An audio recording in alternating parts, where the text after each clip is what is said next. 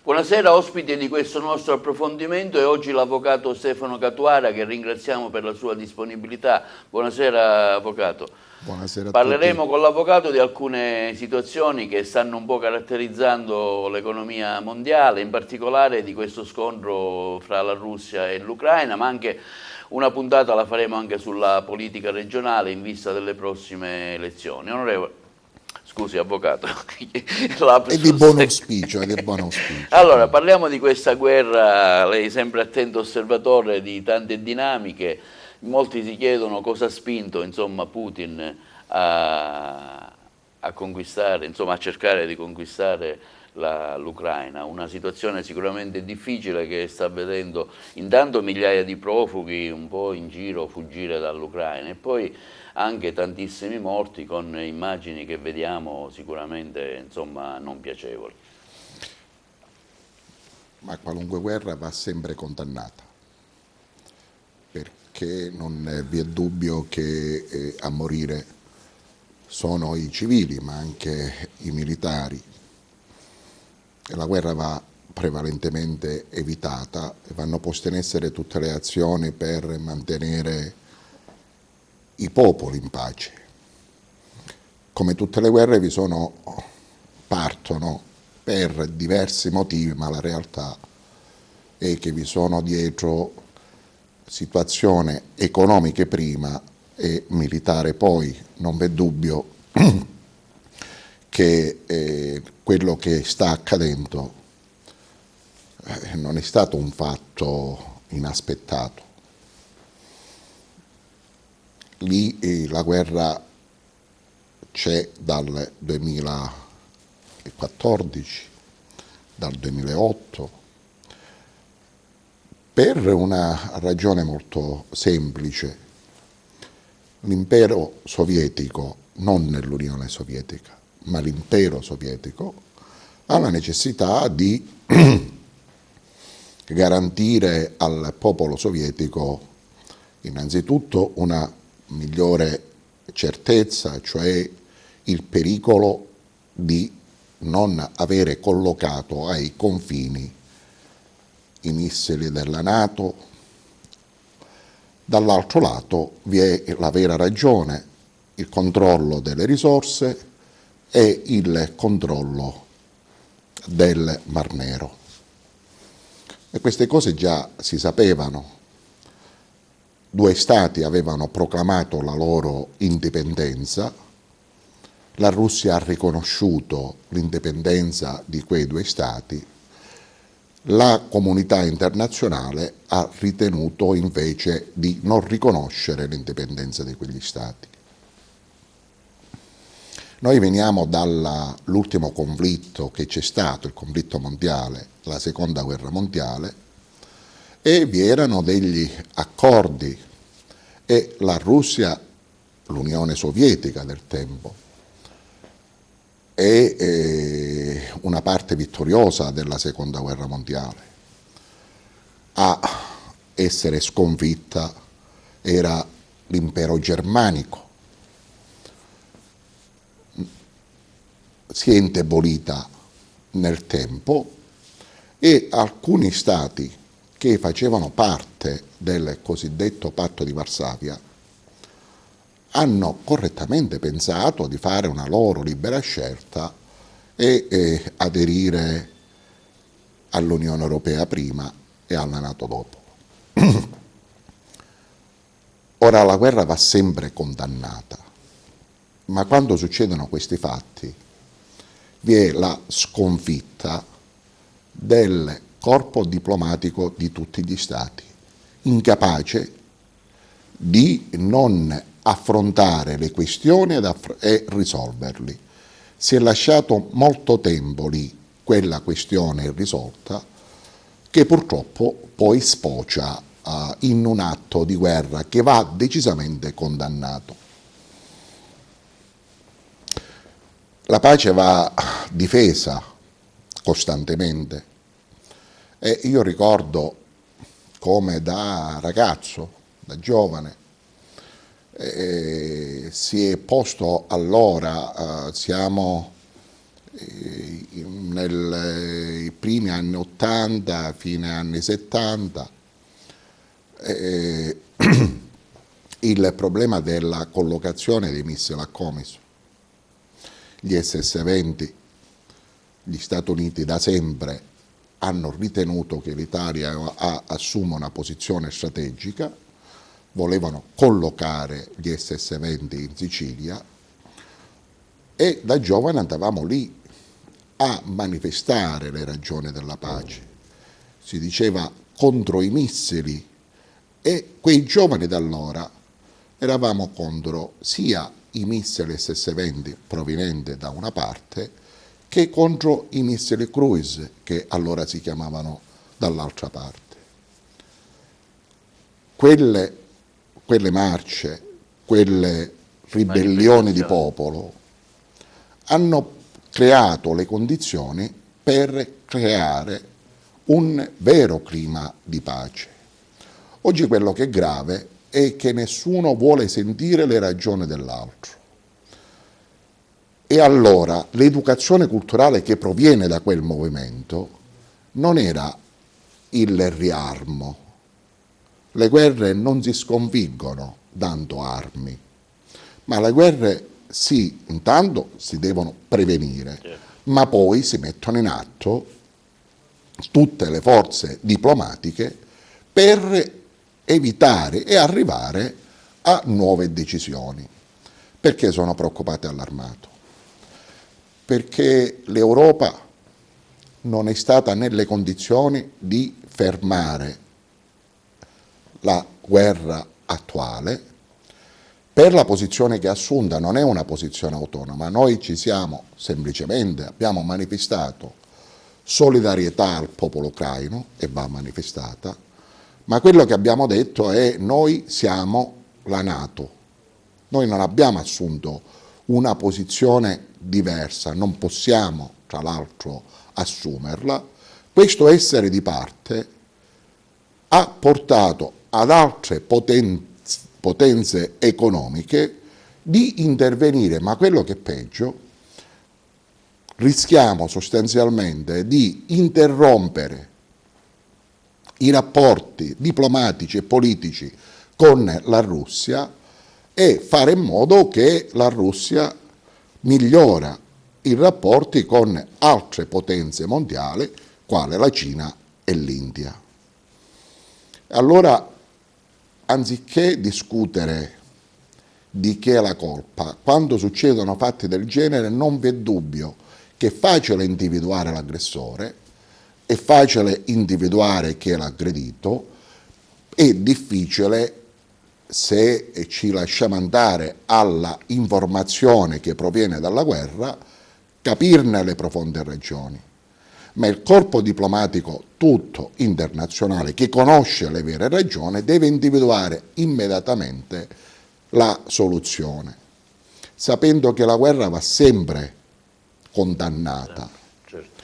E la guerra va condannata sempre e comunque, sapendo che non esistono missili intelligenti, così come accade quando a portare la guerra in altri stati è stata la parte l'Occidente. Io ricordo che quando c'è stata la guerra in Libia, in Tunisia, in Algeria, portata prettamente dalla Francia, noi dicevamo che la guerra la facevamo per asportare lì la democrazia, poi non ho visto nascere la democrazia. Quando c'è stata la guerra in Iraq, e l'abbiamo fatto contro un dittatore che era Saddam Hussein, e l'abbiamo fatto per asportare anche lì la democrazia. Ma non mi sembra che il popolo iracheno, per il popolo iracheno è cambiato molto. Sicuramente è stato ucciso Saddam Hussein. E allora non bisogna in questo momento capire da quale parte sta la ragione o il torto. Bisogna comprendere meglio come all'interno, per esempio, della stessa Europa vi sono stati che non aderiscono alla NATO e non aderiscono all'Unione Europea. Faccio l'esempio della Svizzera. Oppure vi sono stati come l'Austria che assume una posizione neutrale non si comprende perché non bisogna trovare anche nella parte orientale un'area che sia neutrale rispetto alle due potenze. Ora, per evitare di incomprensioni, non v'è dubbio che, ribadisco, la guerra va comunque condannata, perché a morire da ambo le parti, civili o militari, normalmente è il popolo che subisce questo danno, mentre gli altri stanno a guardare. La guerra spesso non la fanno i capi di Stato, ma a rimetterci sono coloro che sono costretti o a fuggire dalle loro realtà. E quei profughi, accogliamoli, non v'è dubbio che dobbiamo prodigarci per accoglierli, così come non bisogna fare mancare gli alimenti. Qualunque azione in favore del popolo va portata avanti, ma la vera azione è quella diplomatica, costringere i due, e dopo capiremo chi sono i due, se è gli Stati Uniti e la Russia oppure il presidente ucraino e la Russia, comunque costringere le parti a trovare immediatamente una soluzione che tutela le ragioni di quel popolo e tutela anche l'economia di quegli stati. Ecco, la figura di Zelensky come la giudica lei? Putin almeno forse immaginava che l'occupazione dell'Ucraina sarebbe stata insomma più semplice, quando ha esortato l'esercito a dimettersi, invece insomma la resistenza, diciamo, è stata forse più di quella che lui stesso si immaginava. E questa è la cultura che sono le notizie che ci provengono dalle altre parti. Per la potenzialità militare che alla Russia riconoscono tutti, se voleva sterminare quel popolo in brevissimo tempo, ha strumenti e mezzi per farlo. Il rischio è il conflitto mondiale. E allora non bisogna comprendere se le previsioni sono state giuste o sbagliate, perché comunque una persona morta in guerra è un vero crimine da ambo le parti. E allora al presidente ucraino chiedo di avere un senso di responsabilità e cercare quali sono le ragioni della pace e capire perché non si è voluta affrontare la questione da diversi anni. Non si tratta di far vincere il più forte, si tratta di comprendere quali sono le ragioni, sono ragioni di carattere economico e militare. Carattere economico in particolare relativo al gas, insomma, che passa dall'Ucraina e che stiamo vedendo i prezzi del gas insomma, sono aumentati tantissimo e questo sta creando problemi all'economia. Ecco, parliamo anche dell'Italia con questo aumento notevole dei prezzi del gas, della benzina. La posizione del governo italiano va sicuramente condannata. Io a costo di apparire un bastian contrario, questo che viene presentato come il governo dei migliori sicuramente è un governo che ci ha portato in guerra. L'Italia è in guerra. Gli aerei partono dalle nostre basi militari. Non solo.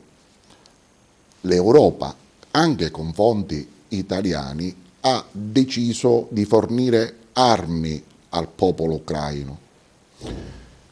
E allora non si tratta di stabilire se il popolo ucraino è in grado di resistere 15 giorni o 20 giorni. La comunità internazionale si deve impegnare, e l'Europa ancor di più, a costringere, e non con le sanzioni che hanno applicato, ma chiedendo l'intervento degli organi del Consiglio di sicurezza dell'ONU, costringere comunque gli Stati a trovare una mediazione. Io mi rifiuto di credere che non vi sono condizioni per poter mediare. Non v'è dubbio che da una parte si deve pur cedere e dall'altra parte si deve pur riconoscere. Quando si svolge una transazione parliamo di reciproche concessioni.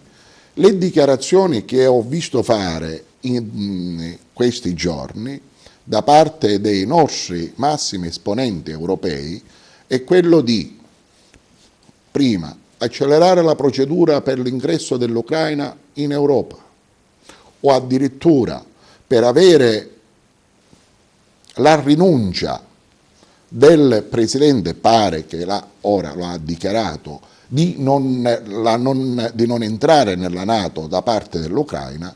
Sono stati necessari almeno 20 giorni di guerra.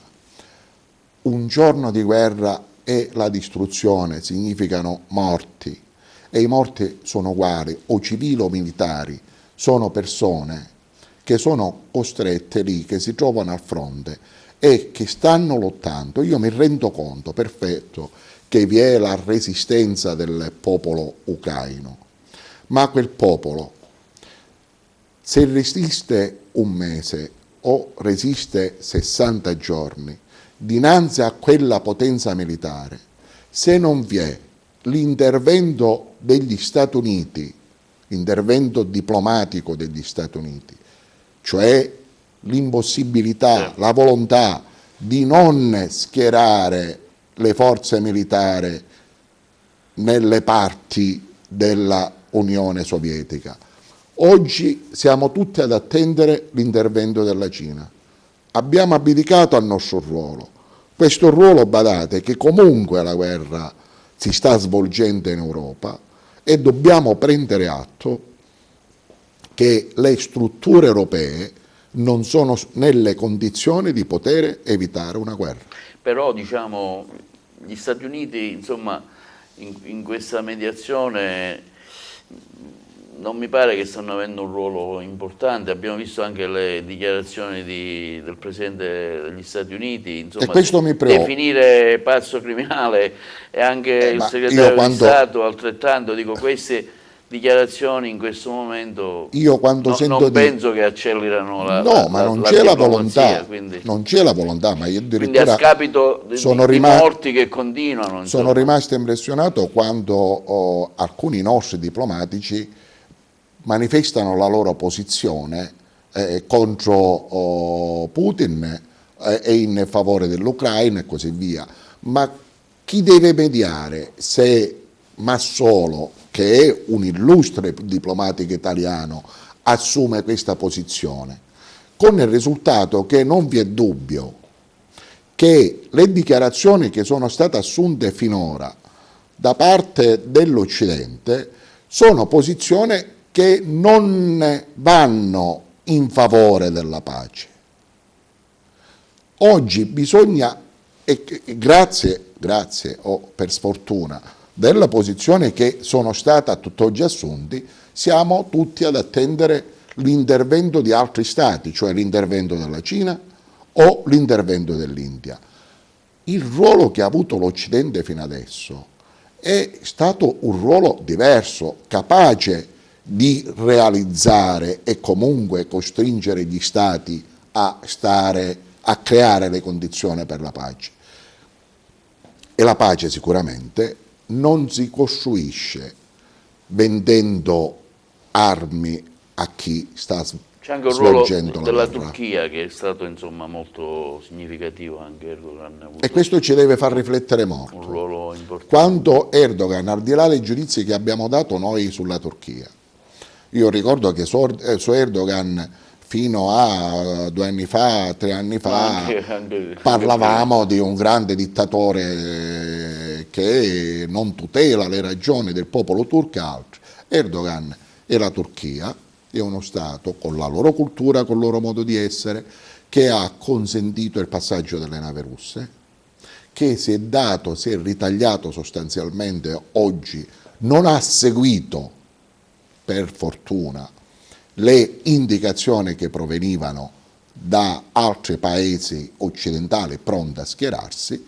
oggi si è ritagliato il ruolo di mediatore, cioè è lo Stato, è la Turchia, cioè è il popolo turco che diventa mediatore per creare le condizioni di pace tra l'Ucraina e Eppure la la Russia. Turchia, diciamo, con i curdi, insomma, è stato particolarmente, cioè, veniva condannato fino a pochi mesi fa. E noi Quindi, questo, diciamo, ecco, ma il livello di informazione che arriva da noi è un'informazione particolare. Qui è diventato che anziché guardarla come un fatto grave, perché la guerra non ci sono termini per condannarla, qui non si tratta di condannare Putin o condannare la Russia e fare la differenza tra Putin e il popolo russo, qui si tratta di capire concretamente come si possono creare le condizioni per arrivare domani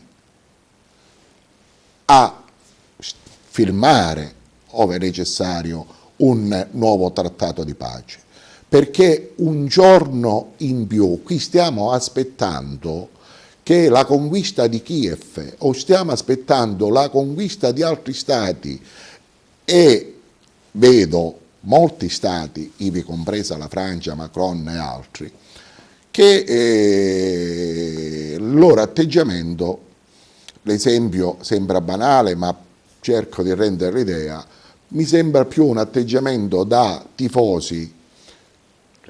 Ben due squadre stanno in campo, allora uno tifa per l'uno, tifa per l'altro, ma in presenza di morti non si tratta di essere tifosi, si tratta di evitare sempre di più i morti e la guerra crea obbligatoriamente morti, si tratta di evitare come dire, la fuga dei più deboli che sono costretti, i profughi, a lasciare la loro terra e costoro non lo stanno facendo perché non vogliono difendere la loro democrazia, perché se spiegata al popolo ucraino che significa essere neutrale rispetto alla NATO e rispetto alla Russia, ai profughi interessa ben poco, sanno che stanno soffrendo le ragioni di quella guerra. Sono famiglie che hanno perso tutto e quindi sono andate via, per cui ma non vi è dubbio, abbandonano. Oggi non si tratta allora di essere tifosi, si tratta di capire quali sono le ragioni che hanno portato a non rispettare i trattati e gli accordi della seconda guerra mondiale, ma questi bene o male non possiamo dire che si superano così senza null'altro, ma guardate, ma anche gli ultimi trattati che sono stati stipulati non sono stati rispettati, ma anche che non sono stati rispettati, scriviamo non altro, ma garantiamo la pace a quei popoli e garantendo la pace a quei popoli tuteliamo il militare russo che va in guerra e che muore anche il militare russo, ma tuteliamo prevalentemente il popolo ucraino che va in guerra, che muore, e tuteliamo tutte quelle persone che sono costrette a lasciare la loro terra e ancora ne devono comprendere le ragioni. Avvocato, uno dei punti, diciamo, su cui martella Putin è la denazificazione dell'Ucraina. Rientra sempre come dire, nel linguaggio che è stato utilizzato, ma il linguaggio di guerra è sempre un linguaggio decisamente Ma c'è effettivamente questo genocidio verso i russi da parte dell'Ucraina? Ognuno cerca di spiegare le ragioni, io proprio perché non voglio prendere le difese della Russia, non vi è dubbio che se uno guarda e sta un pochino attento rispetto a quello che è accaduto, la Russia non entra in guerra, ma la Russia va in guerra perché tutela uno Stato, cioè il Donbass, e vuole la garanzia di quello Stato. In realtà sappiamo che poi non è così, e allora se vi sono stati degli errori, discutiamo degli errori che ci sono stati. ma la prima cosa è quello di abbandonare e garantire ai due contendenti ciascuno quello che sostanzialmente chiede nell'interesse di quel popolo. Perché si ha l'impressione che Putin invii i suoi ambasciatori a dialogare, però in realtà continua a sparare, cioè forse una perdita di tempo, una presa di tempo. Ma non mi sembra che il Presidente, ora lei non mi lascia... io ritengo che anche questo fatto, cioè non si può dialogare sparando. Appunto. Oh. Quindi significa una cosa molto semplice, ma io ho visto anche le dichiarazioni che hanno fatto da ambo le parti nell'attribuirsi comunque le reciproche responsabilità. È evidente, ma questo succede anche quando accade una lite a San Leone. È evidente che due per litigarsi uno attribuisce all'altro la responsabilità e viceversa. In realtà stanno prendendo pugni entrambi. Chi deve intervenire per separarli, non per attribuire a uno o l'altro la responsabilità, ma interviene semplicemente per separarli e dopo si discute. Benissimo, vogliamo creare oggi e chiedere tutti come comunità internazionale di il cessate le armi, dopodiché chi si assume la responsabilità che l'Ucraina non entra nella NATO? Chi si assume la responsabilità che l'Ucraina rimane neutrale rispetto ai due schieramenti? Questo è l'argomento che bisogna affrontare. È evidente che non può essere, perché non l'ha fatto fino adesso, il presidente ucraino. Certo. Io ho visto qualche intervista da parte anche del vicepresidente, creiamo la fly zone, significa creiamo le condizioni per creare la guerra mondiale. Perché qualunque... chiedeva appunto l'intervento degli aerei. Ma... di quali aerei, così evitiamo. Chi la crea la fly zone? Che significa fly zone e chi la crea? E chi sono questi stati che la devono creare? In altri termini si chiede l'intervento della NATO e degli Stati Uniti. Chiedeva gli aerei quantomeno, che gli dessero degli aerei, in modo da rispondere alla contraerea russa. Loro mettono i piloti... Scusi, sì, il problema non è... In un primo tempo la Polonia perdoni, sembrava parlando che... di una cosa così grave. La vera questione è che oggi bisogna che le parti, da un lato, se non ci sono gli Stati Uniti, con un po' di schiena, l'Europa garantisca la non entrata della NATO, se ne siamo capaci, ma almeno l'Europa, dato che non abbiamo creato gli Stati Uniti d'Europa, noi dimentichiamo che continuiamo a essere una Unione Europea. Che è diverso dagli Stati Uniti. Non abbiamo gli Stati Uniti d'Europa, ma l'Unione Europea è nelle condizioni di garantire la Russia, la Cina e altri stati che in caso di adesione dell'Ucraina nella NATO, la Francia esce fuori dalla NATO. Macron se la sente di fare una dichiarazione del genere e proviamo a capire di chi è la responsabilità. Vogliamo guidare realmente Putin per comprendere che vuole o dobbiamo continuare a interpretare il pensiero di Putin? Perché i politici tutti in questi giorni cercano di criminalizzare Putin e interpretarne il pensiero. Putin vuole conquistare il mondo e allora dobbiamo difenderci da Putin. Ogni volta che abbiamo criminalizzato una persona, i risultati, quelli che sono venuti successivamente, sono sempre stati più disastrosi di quelli precedenti. Faccio un esempio. Noi avevamo un ottimo rapporto con Gheddafi. Gheddafi è venuto in Italia, ha incontrato il nostro Presidente del Consiglio e poi aveva anche un ottimo rapporto con Putin. Bene, abbiamo ritenuto che Gheddafi era un despota, uno che non garantiva la democrazia di quel popolo. E beh, è nata la primavera araba. E non sono nati fiori, o quantomeno quei fiori non hanno dato i frutti sperati. Forse c'è stata la primavera, ma i frutti sono un continuo flusso di persone che vengono verso di noi e noi li accogliamo, che è giusto sempre accoglierli.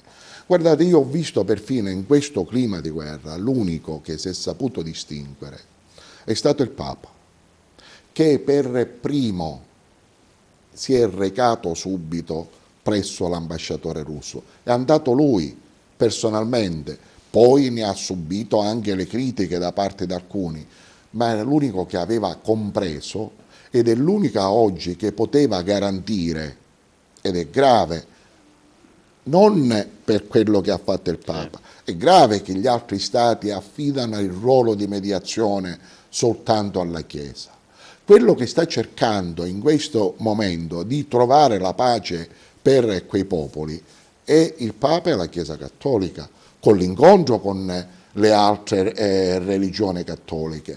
Abbiamo visto che questo, ahimè, purtroppo da solo non è sufficiente, occorre l'intervento di altri autorevoli, in questo gli Stati Uniti, la Cina, l'India e le forze, io continuo a chiamarlo, del Commonwealth britannico più che Gran Bretagna, che anziché assistere a una partita di calcio o peggio ancora, qui possiamo parlare di corrida, devono concretamente intervenire per imporre le ragioni della pace e ce ne sono tutte le condizioni. Ecco, ma Zelensky farà un passo indietro perché si chiede la creazione di uno Stato tipo, come diceva lei, Svizzera, Austria, Finlandia, Svezia. Finlandia, insomma una zona cuscinetto che... Non si tratta di zona cuscinetto, si tratta di... Non stiamo zona parlando neutra. di togliere democrazia a un popolo, attenzione. Sì, sì.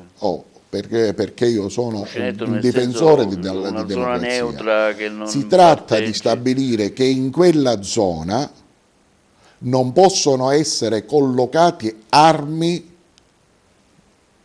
dalle parti contendenti. C'è la NATO. Dalle parti contendenti. Io aggiungo, se neutrale non deve essere neanche la Russia a collocare armi, né la NATO può collocare armi o comunque costruire basi NATO. Noi non dimentichiamo che poi stiamo discutendo qui a TVA, ad Agrigento, e cioè in Sicilia, dove abbiamo diverse basi NATO e abbiamo anche Niscemi con il MUS. E ricordo... Abbiamo Sigonella poi. Abbiamo Sigonella, ma anche Trapani Birgi e altri luoghi che godono, diciamo, della extraterritorialità. In buona sostanza significa che non si applica la legge italiana, cioè detto in termini, sono basi, ma anche Napoli, ma ce ne sono diverse in questo. Ma guardate che quello che c'è è frutto dell'accordo della Seconda Guerra Mondiale. Cioè quello che noi abbiamo è frutto, purtroppo per fortuna, della libertà che ci hanno dato, che ci ha consegnato gli Stati Uniti d'America e la Russia, che quella guerra hanno vinto. E in quel tempo si è deciso che la Sicilia doveva avere delle basi NATO e dall'altro lato, giusto o sbagliato. Io ricordo che quando il governatore Crocetta ha parlato di abusi edilizi per l'antenna MUS, non mi sembra che è successo nulla. Si è deciso di realizzare quell'antenna e eventuali abusi, se c'erano, sono rimasti e comunque non si vedono. È rimasto un forte centro militare anche Niscemi. Io ricordo che a Sigonella, ai tempi di Abu Abbas, c'è stata la volontà soltanto dell'allora Presidente del Consiglio Craxi di circondare i militari americani per consentire nel territorio italiano È un fatto insomma, parecchio discusso, insomma. Ma al di là di discusso, eravamo nel territorio italiano e gli americani avevano deciso di sequestrare un palestinese, mentre l'Italia aveva deciso di mantenere un rapporto diplomatico con quei popoli e quindi liberare uno dei capi Arafat, mi pare che allora era il presidente di quei popoli. Il rapporto internazionale forse non si è sostanzialmente compreso in quel periodo. Il Presidente del Consiglio dell'epoca, cioè Bettino Craxi, ha rivendicato il ruolo dell'Italia. Oggi siamo lì dietro le dichiarazioni. Insomma, l'Italia poteva fare di più secondo l'epoca? L'Italia non poteva. Può ancora. L'Italia può e deve fare di più per questa guerra, sapendo che il nostro corpo diplomatico si deve impegnare per trovare le ragioni della pace e sapendo che quei profughi hanno la necessità di ritornare nel loro territorio e quindi la risposta non può essere soltanto l'accoglienza o inviare vivere, per carità, azione di grande solidarietà, certo. ma quello che quei popoli stanno cercando è la pace. E la pace e dobbiamo lavorare per renderla possibile nel più breve tempo possibile. Un altro aspetto che mi ha colpito è stata la decisione della Germania che torna a riarmarsi nuovamente, che è un fatto sicuramente insomma, su cui discutere, perché dopo la sconfitta della seconda guerra mondiale la Germania... No, così, giusto per fare un'analisi anche dei vari aspetti internazionali. Ma proprio per questo io le sono grato anche per queste le riflessioni che lei sta facendo. Io ho trascorso gran parte, diciamo, della mia giovinezza a parlare di disarmo e c'è stato un periodo che sia da Occidente che Oriente gli accordi si facevano su quale forze militari togliere, eliminare. Oggi c'è una forte corsa verso le armi e un occhio particolare all'industria delle armi. Quando questo avviene non si lavora per la pace, perché poi quelle armi devono essere utilizzate, devono essere consumate per produrne altre ancora e questo significa guerra. Ma la stessa Europa ha deciso di munirsi di una forza militare. Questa è l'Unione Europea, l'Europa, prima ancora, Metternich che diceva, c'è un'espressione geografica, l'Europa allora deve trasformarsi da unione economica in unione di stati e ad avere correttamente una propria difesa, un proprio esercito. Oggi non abbiamo l'esercito europeo, oggi abbiamo l'esercito della NATO, anche guidato da nostri comandanti, ma non è l'esercito europeo.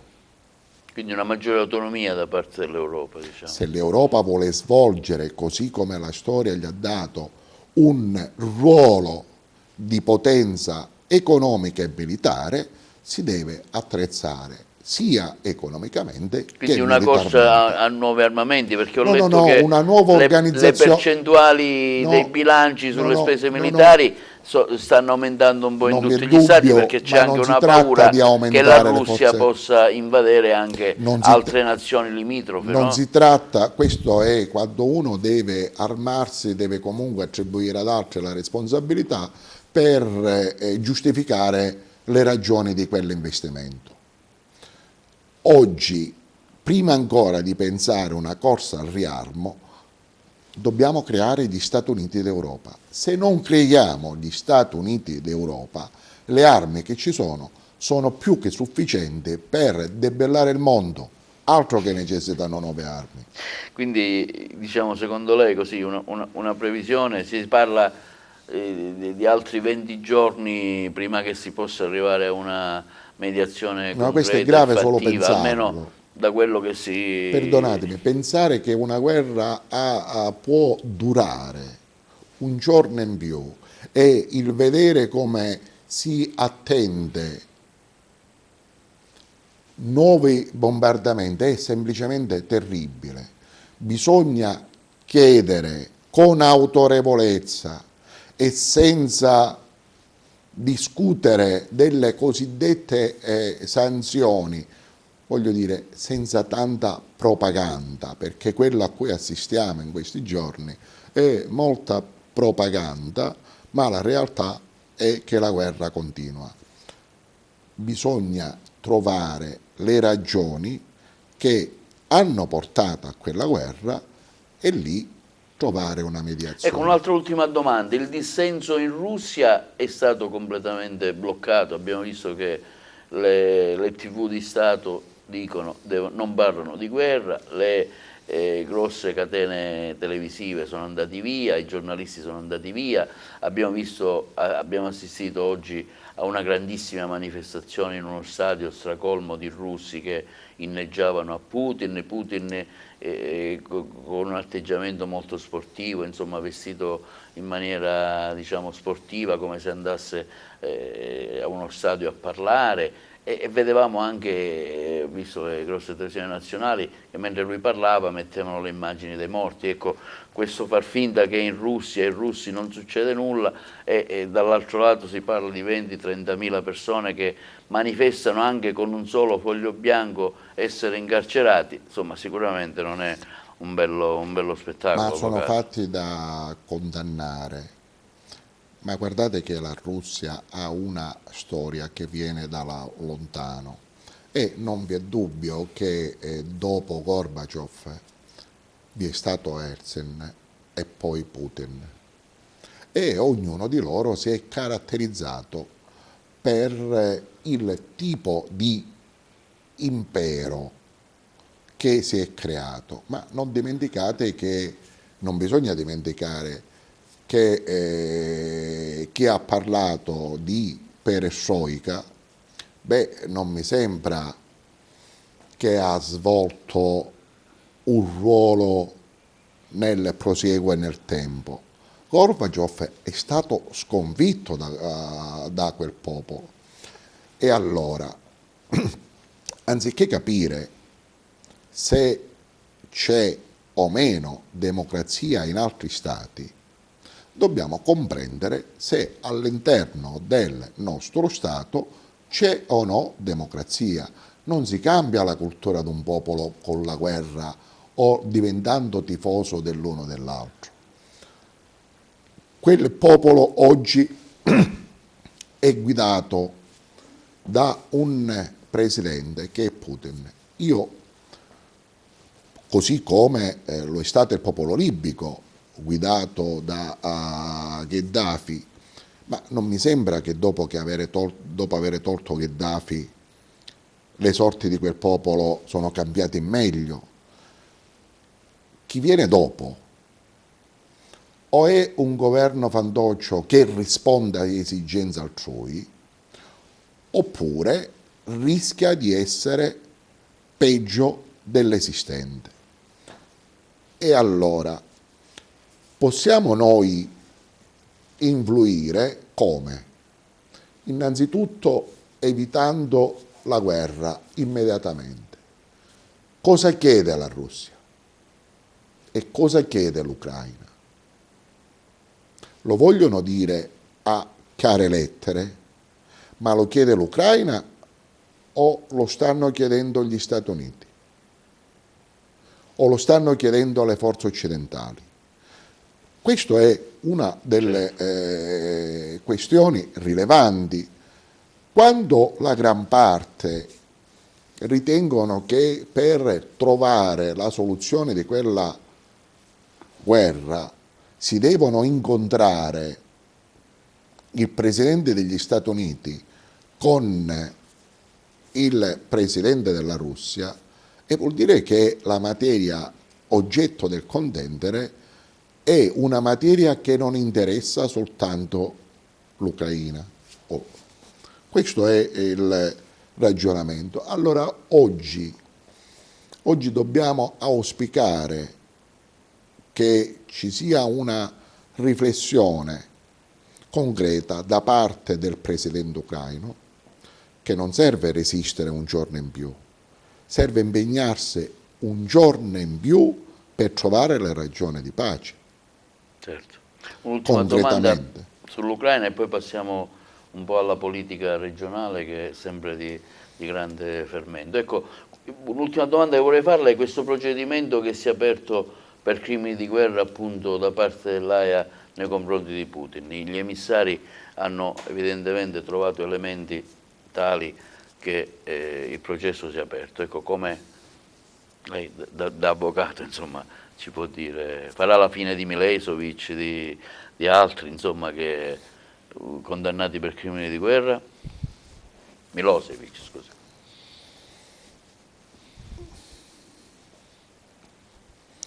Non so se è una ulteriore provocazione per creare le condizioni per mettere benzina sul fuoco, per continuare questa guerra.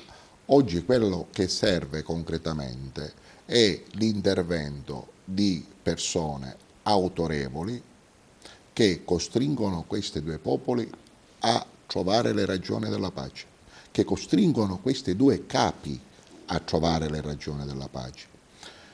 Quando vi è una guerra, la guerra non v'è dubbio che ha delle regole, ma già diventa un ossimoro, cioè la guerra di per sé, l'unica cosa che prevede è morti, certo. Non vi sono altre ragioni, certo. E qualunque morte è un crimine. Per essere qualcuno, prima di me l'ha detto, secondo il regolamento vigente, per essere considerato certamente crimine di guerra, si devono utilizzare le armi chimiche. Per fortuna oggi non si sono utilizzate. Si utilizzano quelle a grappolo però. Mi scusi, ma condannare una persona per crimine di guerra, dopo che stiamo distruggendo un paese, qual è la soddisfazione che quel popolo può avere? E allora, anziché mettere ulteriormente carne sul fuoco, incominciamo a prodigarci tutti per chiedere a quei popoli il cessate le armi. Per chiedere il cessate le armi, non bisogna dare nuove armi. Questo deve essere chiaro. B, se necessitano interventi economici per recuperare quello che hanno distrutto, è giusto che manifestiamo la nostra solidarietà. Se dobbiamo svolgere un'attività culturale per cambiare, se necessita, poi non è detto, la cultura di quel popolo, non è attraverso lo strumento della guerra, ma attraverso metodi culturali. Beh, noi auspichiamo che si possa raggiungere, che la diplomazia, come diceva lei, possa arrivare a un obiettivo concreto in modo da ritornare alla pace, che è la cosa più importante. Parliamo ora, quest'ultimo scorcio di nostra intervista, avvocato, parliamo dell'ARS, questo centrodestra che si spacca sempre dopo giorno, abbiamo visto quanto sta succedendo in questi giorni con questa norma che a quanto pare è stata proposta sul divieto delle nomine, ma in realtà c'è un forte malcontento nella ricandidatura di Musumeci. A quanto pare insomma, una parte del centrodestra non vuole ricandidare Musumeci e cerca altri candidati, si parla di candidato della Lega, insomma una sua valutazione su quello che sta succedendo, perché il centrodestra in Sicilia, se non è unito, sicuramente perderà e potrà verificarsi quanto è successo con Crocetta. Una sua riflessione, lei sembra attento a queste dinamiche. Io la ringrazio anche per questa domanda, per questa sua riflessione. Voglio iniziare dicendo che per il Presidente della Repubblica esiste il cosiddetto semestre bianco. 6 mesi prima della Sì, scadenza, sì. il Presidente della Repubblica non può sciogliere le Camere. Ora è evidente che 6 mesi prima il Presidente della Regione non può o non dovrebbe utilizzare le nomine per ragioni clientelari, e questo è quello che sta avvenendo. Cioè, a mio avviso, sta proseguendo quello che è accaduto in tutti i 5 anni. Ora, io non so se un centrodestra unito perde o un centrosinistra o facilita, Sì. come dire, la vittoria del centrosinistra. Una cosa è certa, che il governo uscente, in particolare il governo Musumeci, sta facendo rimpiangere, e chi parla non aveva espresso un giudizio positivo, il governo Crocetta, No, addirittura.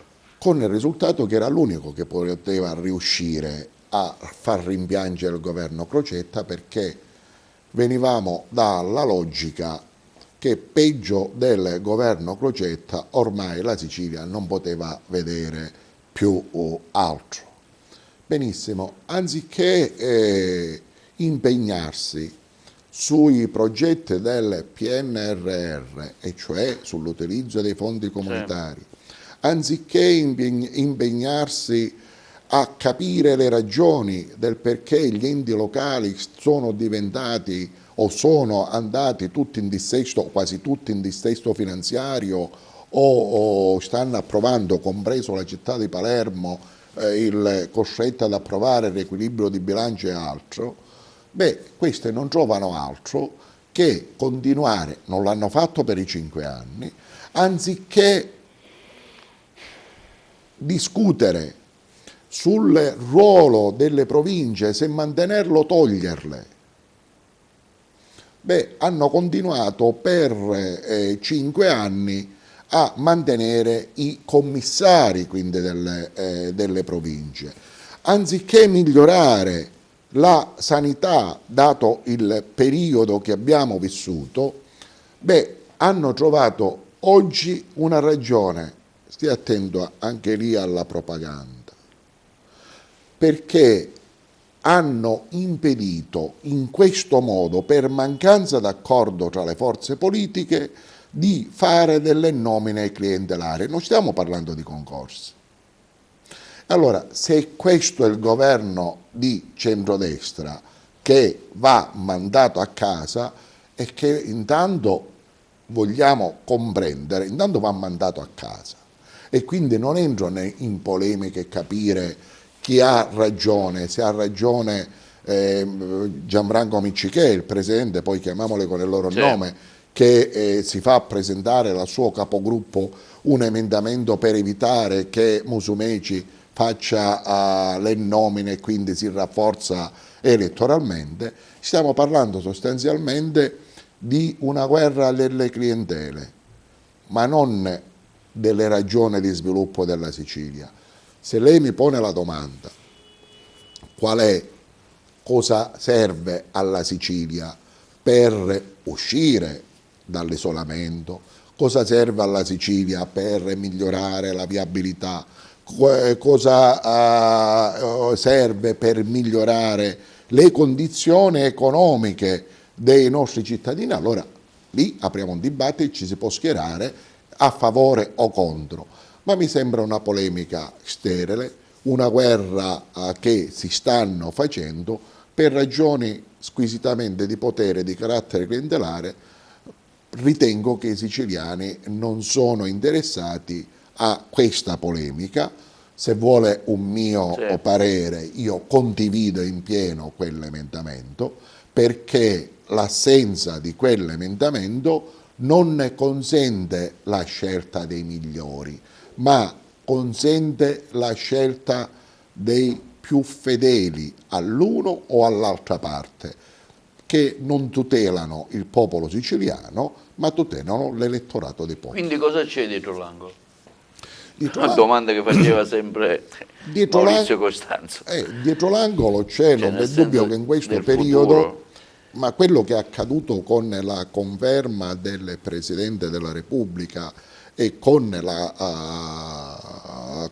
il governo guidato da Draghi, non vi è dubbio che vi sono alcune forze politiche centrali, mi riferisco a Lega, Forza Italia, PD e 5 Stelle, che stanno cercando di arrivare alle nuove elezioni con una nuova e diversa maggioranza politica, e non v'è dubbio che si ripercuote anche nelle regioni. Come sempre la Sicilia, per fortuna o per sfortuna, si vota a novembre del prossimo anno, è la prima delle elezioni nazionali. No, novembre di quest'anno. Novembre di quest'anno. Il prossimo anno. Ho sbagliato io. 2022, sì. Dai.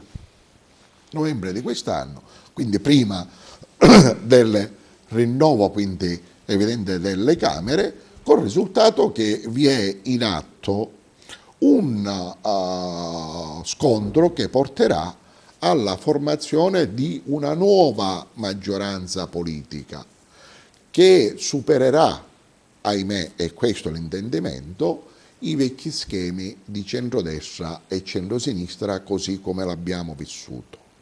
Tenga conto che questo lo vedremo meglio nel momento in cui muterà il nuovo sistema, muterà il sistema elettorale, perché mi sembra di comprendere che il nuovo sistema elettorale sarà un sistema elettorale proporzionale che probabilmente anche con un premio di maggioranza che mi auguro, con l'inserimento della preferenza, e se evitano la furbizia di mettere il primo posto, diciamo, la posizione di capolista bloccato, consentirà la nascita di una nuova classe dirigente.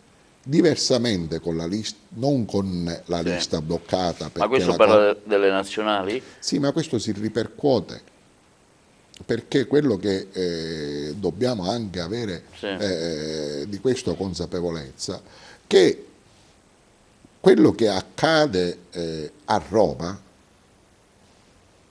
è evidente che poi si ripercuote nelle regioni, perché si cambiano decisamente le maggioranze, si cambiano gli equilibri politici. Il tentativo che c'è attualmente a livello nazionale mi sembra è da un lato escludere Fratelli d'Italia, dall'altro lato non è rimasto nulla ma escludere comunque quello che era la sinistra storica, per restare tutti al centro, ma è un centro diverso da quello che conosciamo e che conoscevamo.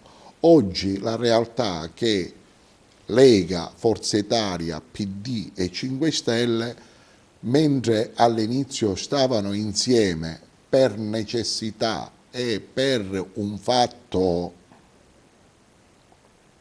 provvisorio e temporaneo, l'impressione che ho che, siccome da buoni italiani tutto quello che è temporaneo o provvisorio diventa permanente, è questo il nuovo centro che sta per nascere. L'autonomia della Sicilia, insomma, va un po' a quel paese, perché si ripercuote su una maggioranza Draghi che vediamo che però ogni giorno scricchiola sempre di più. Insomma, la Sicilia dovrebbe avere una propria autonomia anche nelle scelte politiche, anche nel modo come la gente va a votare. Cioè, no, dico, considerando anche il tipo di votazioni che abbiamo in Sicilia. Ma io che apprezzo e valorizzo lo Statuto siciliano, bisogna trovare le forze politiche che rivendicano e che approvano e che apprezzano lo Statuto siciliano. Guardi che siamo passati perfino dal commissario dello Stato al commissario di governo. Oggi le norme siciliane guarda che sono impugnate dal Consiglio dei Ministri dinanzi alla Corte Costituzionale. Non vi è dubbio che la norma a cui lei fa riferimento è una norma incostituzionale, le dico perché. In quell'emendamento c'è scritto, è diventata legge, che entra in vigore dalla data di approvazione. Ora è evidente che certo, la norma entra in vigore dalla data della pubblicazione in sulla Gazzetta, Gazzetta Ufficiale. certo. Cosa succede allora? Che per rilevare l'incostituzionalità di quella norma, per i tempi che la Corte impiegherà, sono almeno 2 anni e nel frattempo si sono nominati le persone, il tempo passa, cioè e la certezza del diritto si fa benedire. Io ritengo, siccome le persone che stanno operando in questa direzione sono persone intelligenti, sanno e giocano anche su questi tempi. Oggi allora cosa occorre? Occorre che innanzitutto la Sicilia rivendica la propria autonomia. Continuiamo, o meglio, riprendiamo quello che era il linguaggio del decentramento amministrativo, Certo.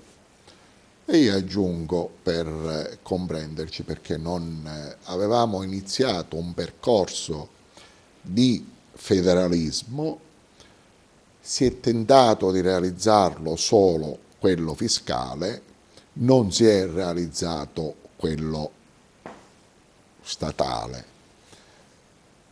La Sicilia può cogliere questa occasione e utilizzare le prossime elezioni regionali per rivendicare la propria autonomia e consentire un concreto sviluppo al popolo siciliano. Ci sono tante candidature, tra queste quella dell'onorevole Cateno De Luca che si è dimesso già da sindaco di Messina. Ecco, come valuta anche queste nuove candidature che già, insomma, quella di De Luca mi sembra la più forte al momento. Il sindaco di Messina ha dimostrato di essere un ottimo sindaco, ha migliorato sicuramente le condizioni della comunità di Messina. Uno può condividere o meno le sue ragioni, ma durante il periodo Covid ha applicato concretamente quelle norme, l'ha fatta applicare. Poi ha messo in moto la macchina amministrativa, mentre Palermo siamo in fase di approvazione di riequilibrio di bilancio, il sindaco di Messina va verso il risanamento del bilancio del comune di Messina.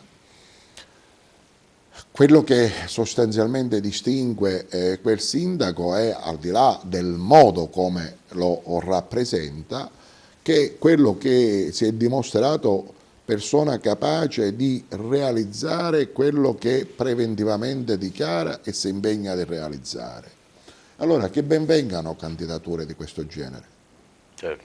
perché ha mostrato capacità amministrativa e oggi si presenta quale candidato presidente quindi della regione.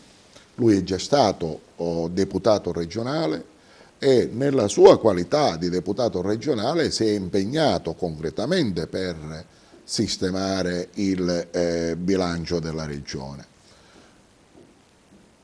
Oggi bisogna apprezzare, sostenere questa scelta, vediamo sostanzialmente quel che succede. Ci si rende conto però che quello che manca concretamente all'Italia e alla Sicilia sono i partiti tutti organizzati in forma democratica. E per organizzare i partiti in forma democratica dobbiamo essere aiutati dal sistema elettorale, perché dobbiamo incominciare finalmente a discutere, questo può essere l'occasione dell'elezione regionale, su come si vuole organizzare concretamente lo Stato italiano, secondo le norme, nel rispetto della stessa Costituzione italiana. Cioè noi siamo organizzate dal punto di vista burocratico, con ancora, c'è scritto così nella Costituzione, non l'hanno abolite, con comuni, province, regioni, Stato. Bene, se i comuni devono continuare a essere maltrattati così come lo sono, certo. benissimo, allora incominciamo a pensare a quale altra forma di organizzazione. Io ritengo invece che non c'è bisogno di pensare a altre forme di organizzazione, c'è bisogno di valorizzare quello che abbiamo e dare la possibilità ai comuni di governare la comunità senza nuove invenzioni. Non vogliamo mantenere le province?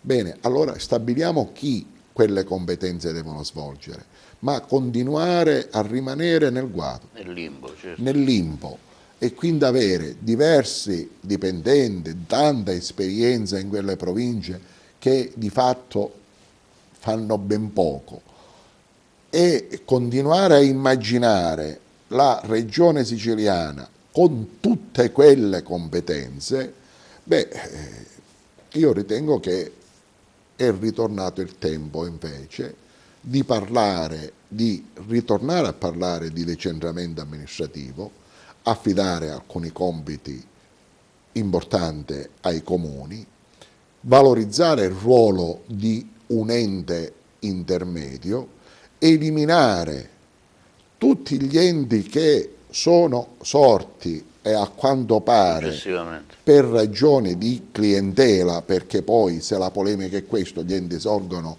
per questo, decidere che quando si mettono in liquidazione di definire il tempo della liquidazione, altrimenti continuiamo ad avere nuovi enti mentre quelle in liquidazione continuano ad esistere.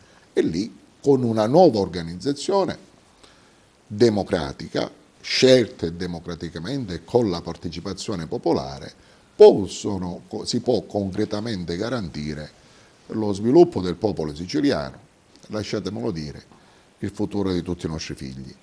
Altrimenti, mentre ci dispiace che il paragone me ne perderanno, gli altri, ahimè, e mi auguro per pochi giorni, si chiamano profughi che vengono da noi, ma i nostri giovani si chiamano immigrati, certo. Ed è quello che la grave responsabilità che ha il governo uscente, è quello che nel silenzio sta fatto andare via i tanti giovani perché non trovano futuro nella nostra Sicilia.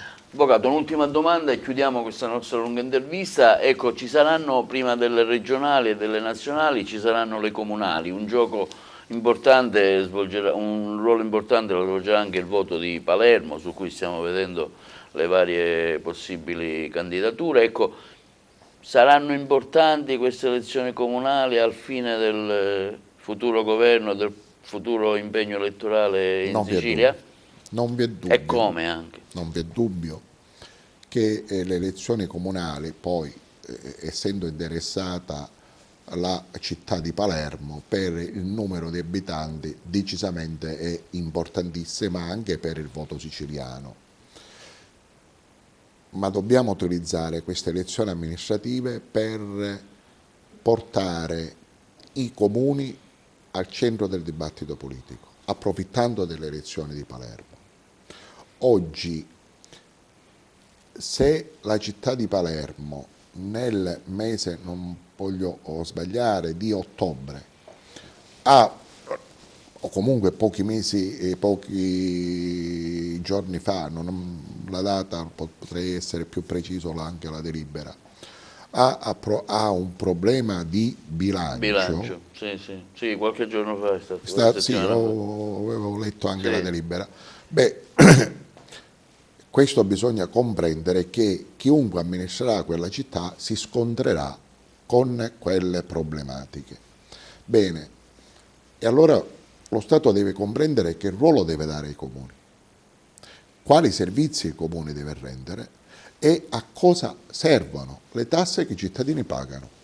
Se riusciamo a utilizzare le elezioni amministrative per discutere di questi temi, Le elezioni diventano importanti, avranno anche uno sviluppo futuro, anche per le elezioni regionali.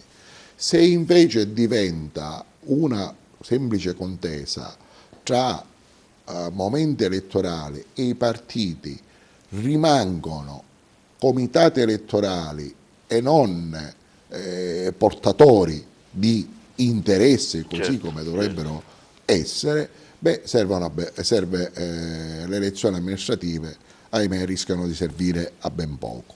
Io mi auguro invece, e ritengo che questa sarà l'occasione, per discutere del ruolo dei comuni e comunque del ruolo degli enti locali nella gestione quindi della propria comunità. Bene, ringraziamo l'avvocato Stefano Catuara, abbiamo toccato parecchi argomenti, fra cui la situazione della guerra tra la Russia e l'Ucraina, ma anche la situazione anche della politica, che non fa male, è sempre meglio parlarne. Grazie avvocato della sua disponibilità che ci ha dato, grazie anche ai nostri telespettatori. Il programma si può vedere su TVALCN 92 in tutta la Sicilia e in streaming su televideoagrigento.tv. La puntata sarà caricata come sempre sui nostri canali YouTube e Facebook. Grazie, buon fine settimana. Grazie avvocato. Grazie a voi, buon fine settimana.